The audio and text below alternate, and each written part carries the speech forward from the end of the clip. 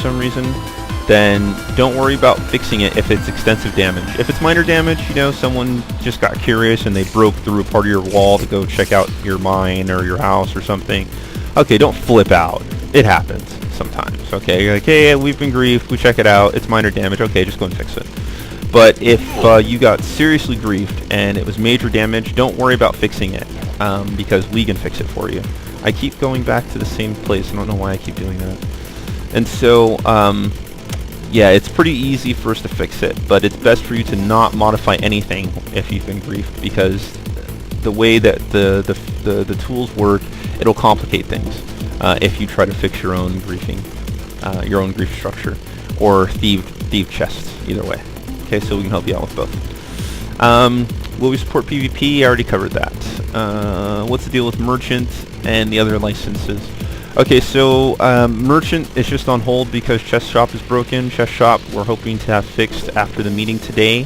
So today is Sunday, the 16th of September or October.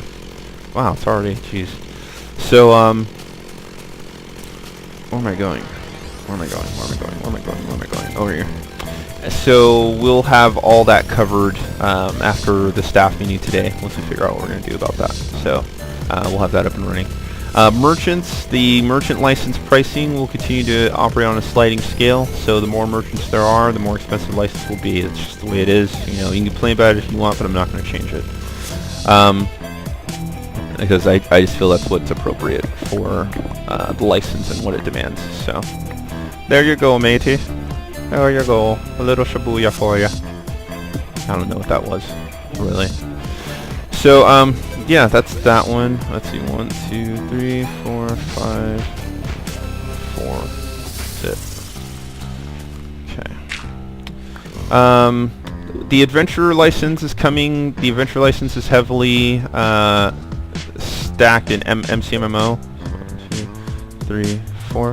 So MCMMO has to work in order for that license to work.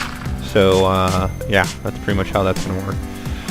Adventurers, so with the change of how the Nether is going to work because of Abromanel's settlements perks, the hunters or adventurers will not be the only ones able to access the Nether anymore, or there won't be escort missions required anymore to access it.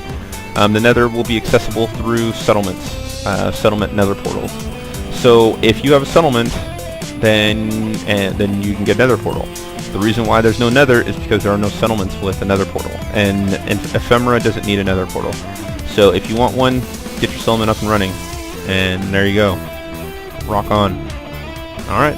I'm glad we had that little talk. Let's see what we got. Pros. So what are pros? Pros are player-run organizations. That's what that acronym means. So when I refer to pros in the future, you know what that means. It doesn't mean that you are a badass, even though you might be, and I'm not going to debate that. But pros are player-run organizations, like the Dreamcraft Transit Authority, the Redstone Ministry of Innovation, the Dreamcraft Builders Association, Dreamcraft Merchants Guild. Those are all player-run organizations. So if you want to be a part of, the purpose of those organizations are to kind of add standardizations to standards to the way we operate. So it'll provide us with more structure, which is really important, especially for a server to go from being good to great. You know, structure is important. So those are kind of pillars, I think, that represent really important aspects of Dreamcraft. So if you want to be a part of those things, if you want to have influence over those different areas, then check them out on the forums, see what they're all about, and yeah, see what's going on.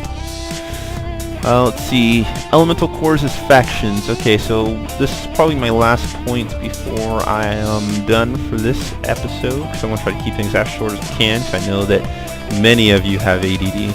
I know how it is. So what was I just talking about? Talk about ADD. Elemental cores factions. So factions. I like the elemental cores. I like what they were. I appreciate people saying they don't want to be pigeonholed into living in specific places, etc. and so forth, whatever. That's fine. And so I think the elemental cores still stand to have a good place. Stand to have a good place in Dreamcraft by being the centers of political organization. So instead of them being cities, they can just be, political groups. And there's a post on the forum that's talking about like perks specific to those factions. So people that are in the faction would have little minor perks, like I think one of them was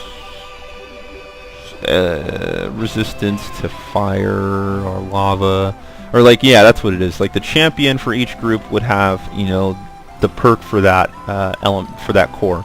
And so the fire core guy would be immune to fire and lava, while the air core guy might have some resistance to falling damage, and then the water guy could breathe underwater, for example. So stuff like that. And then what they were also talking about was having some kind of trial where for like the ultimate champion, where the champions for each of the elemental cores would compete against each other, and then the champion that wins would receive the perks from the other cores. So one champion, like the Avatar, like Last Airbender, there's one that would be able to do everything. So that would be kind of cool, and then they could be challenged anytime and stuff. So that's what they're talking about for factions, and this is actually great because that is the end of this track. And for any of you that know, this is the sound that happens when Sonic the Hedgehog is about to drown. Ta-ta.